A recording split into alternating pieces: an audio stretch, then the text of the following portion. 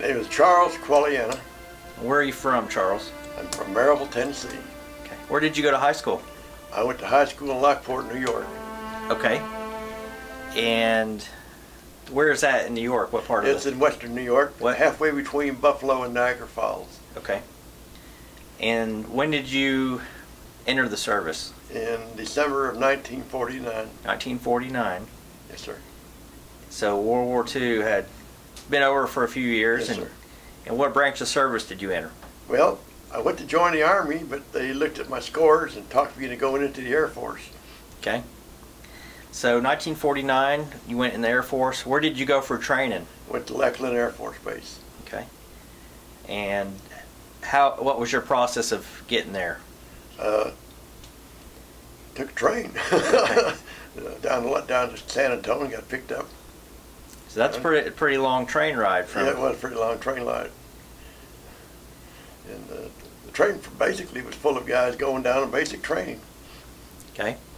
And what was your specialty in the Air Force? Well, I put in for aircraft maintenance. At the time, aircraft maintenance was full, so they said they would put me, on in the pipeline. They had to do something with me, so they sent me to Fort F.E. Warren in Wyoming and to learn how to type. And I stayed there, and then from there went to McGuire Air Force Base, and they said they needed somebody in operations, so I moved into operations. Okay. But I basically stayed around the flight line most of the time. And so throughout my Air Force career, I was always on special assignments. Okay. I don't know why, but I was always picked. Now, since you went in 1949, did you participate in the Korean War? Yes, sir. Okay, tell us about that. Well, I was assigned to a unit in Korea, but then I was reassigned to a Rifle in Japan. And my requirement was every 3 months we had to deploy into Korea to make sure everything was running smooth and people were going where they're supposed to go. And I did that, and then from there I came back to the States and went to Harlingen Air Force Base, where I worked in the training program for navigators. Worked in that program until from there I was selected amongst the NCOs who had had prior service in overseas to become a tactical instructor, a DI, if you will. After 3 years there, then I was selected to go to Turkey. And in Turkey, we worked in a special operations unit in Ankara, Turkey, called Tuzla. And the main reason there was to build the missile sites in Turkey, hardened sites. So what year were you in Turkey? I was in Turkey in 61. 1961. Yes, so you re-enlisted. Yeah, many times. Many times. And I see your hat says Vietnam veteran. Yes, sir. So continue on with your... Okay, then from Turkey, I went to Myrtle Beach. And we stayed at Myrtle Beach about 1.5 years, and I was with the 355th TAC Fighter Squadron there. And then we got redesignated. We made one deployment to Aviano, Italy. Then we came back, and they redesignated us the 356th TAC Fighter Squadron, and sent the whole squadron to Misawa, Japan. Wow. And that's where this story comes from.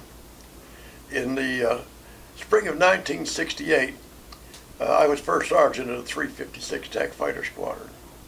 And I have to give you a little bit long here so you'd understand what went on.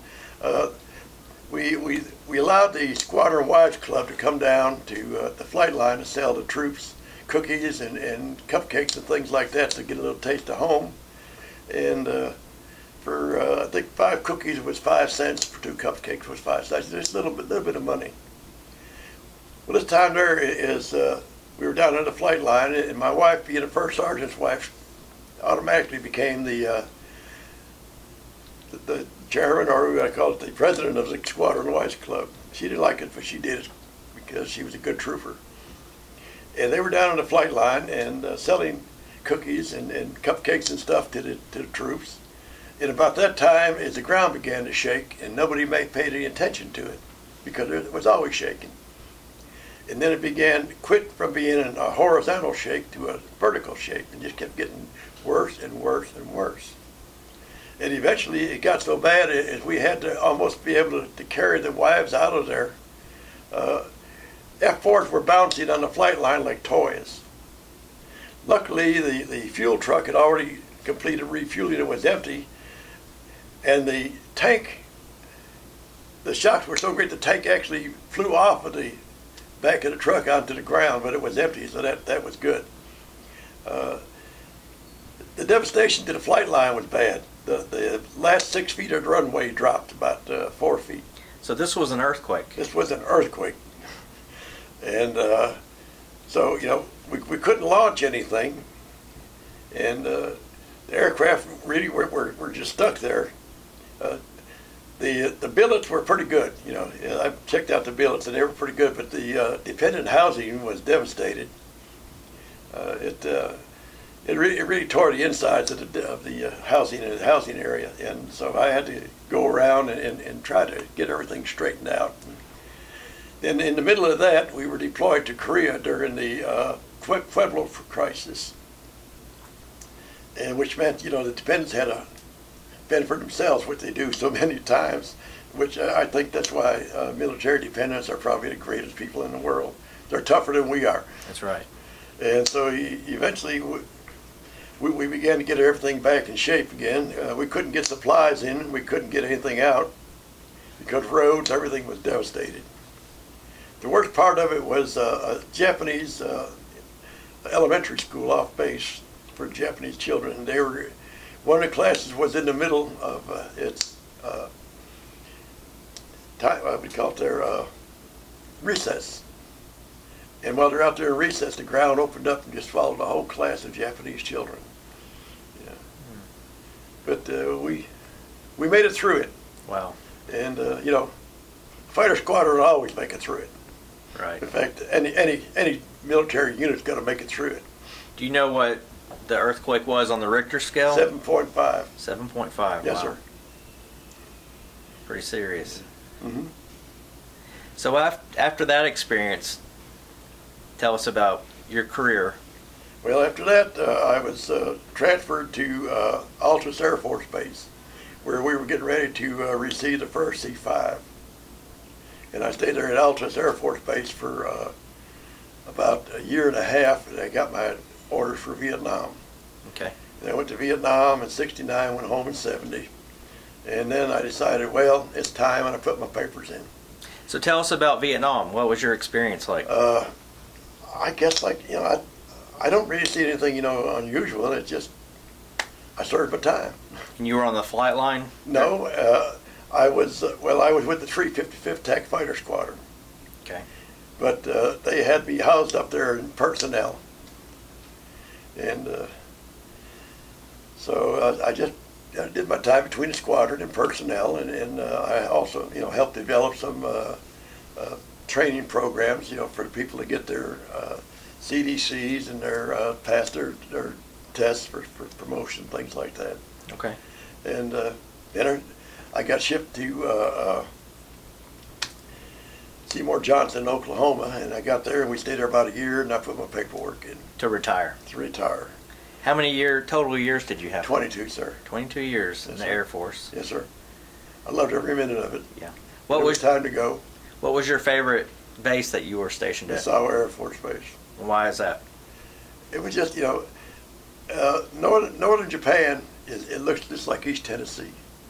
The people up there are so completely different from the people like down in Tokyo. It'd be like the difference between the people in Maryville in Atlanta. It's completely different people. Okay. Mm-hmm. And so you was in the Korean War and then the Vietnam War. Yes, sir. So that's pretty distinguished. Just served my time. Yep. So what did you do after the service? Well, the first thing I did, try to find a job. I had to, because where were you living? We were living with my in-laws till we got a house, and then immediately after we got the house, my wife had to have major surgery, so I had to find a job. I didn't have any choice. And my first job I had was helping. Probably a lot of people don't remember old Red Ray, but helped him build houses. What state were you in?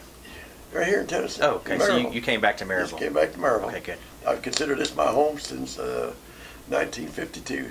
Okay.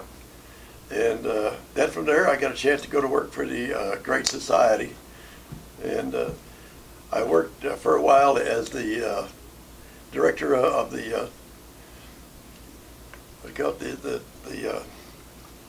anyway, it was a teenage program, jobs program, and worked at that for a while, and then that program closed up, and I went to work with the neighborhood centers. I was director for the Blount, Sevier, and Monroe County centers. Oh, wow. And then from there I was asked to take over and start up an Office on Aging. Okay. I was the first director of Office on Aging. And I stayed with that for a couple of years, and then I had a chance to go into business. And I went into business and with my brother-in-law, and we opened up Washington Cleaners, Unique Cleaners, Holiday Cleaners, and worked in that until we retired in 1990. Wow. So how was your welcome home from the Korean War compared to the Vietnam War? Well, in the Korean War, it just, they care less, oh, you're back, okay. But in the Korean War, we hit a lot of bad spots, College kids lining the highways, people coming in yelling, hey, hey, hey, how many babies did you kill today? I was quite bitter for many, many years. I still sometimes when people come up and say thank you for your service, it just gives you a little chill inside. I think about the other years. Sure. But I'm content with it. I'm happy. This is my home. My wife passed away 3 years ago. Taking care of myself, do my own cooking, my own cleaning, take care of member of the DAV. Yep. The Disabled American Veterans. Yes, sir. You're very active in that organization. Yes, sir. Try to be. Yeah. And I'm happy with my life. Well, good. Any other stories from the service or any? Well, I could tell you one is from Misawa, is the wing commander, Colonel Henderson, was flying, coming back to base, and about that time a Japanese Piper Cub pulled right in front of him, and he went right through it, without even knowing he hit it. And you can imagine that F-4 and a Piper. He landed, there's all kind of stuff going on there. And so it was, it was just chaos in the ops room. So I got a hold of Colonel Henderson and let him in my office. And I said, sir, call your wife. He looked at me and he said, thank you, Sergeant. No. And he called his wife. He said, anything that you need from now on, you call my office, you got it. And if supply, we needed a part for an engine, supply said take a few days, they'd call Colonel Henderson's office, we had it next day. And I think the biggest thing was I had two evil people that I kept at my sides, Lazansky and Miller, a couple staff sergeants. And we used to have what they called a roach coach come down to the flight line, and that stuff was terrible.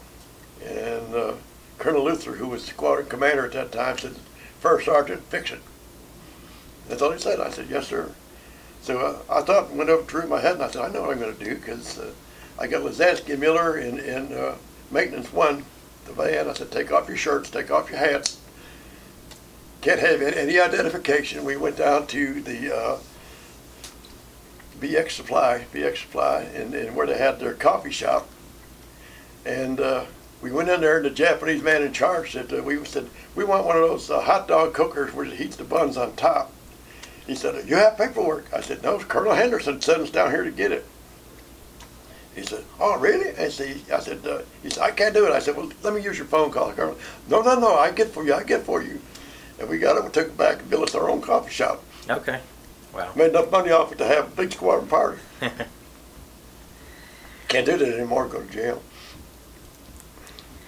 Well, Charles, we're very proud of your service, Korean War, Vietnam War, 22 years in the Air Force. You're involved in the DAV. We're just really proud of you and want to thank you for your service. Thank you.